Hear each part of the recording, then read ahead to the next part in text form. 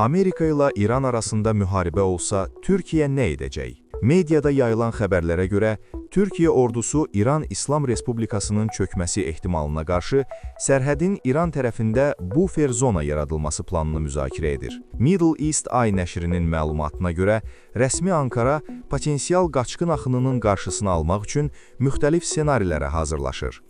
Siyasətçilər parlamentdə keçirilən qapalı iclasda miqrasiyanın İran ərazisində saxlanmasının vacibliyini vurğulayıblar. Türkiyə Müdafiə Nazirliyi İranla 560 kilometrlik sərhəddə təhlükəsizliyin gücləndirildiyini açıqlayıb. Ərazinin dronlar və kəşfiyyat vasitələri ilə 24 saat nəzarətdə saxlandığı bildirilir. Bununla yanaşı, Ankara ABŞ-ın İrana mümkün müdaxiləsinə qarşı çıxır və mövcud konfliktin diplomatik yolla həllinə çağırır. ABŞ isə son günlərdə bölgədəki hərbi mövcudluğunu genişləndirib, bu da öz növbəsində İranla toqquşma ehtimalını artırıb.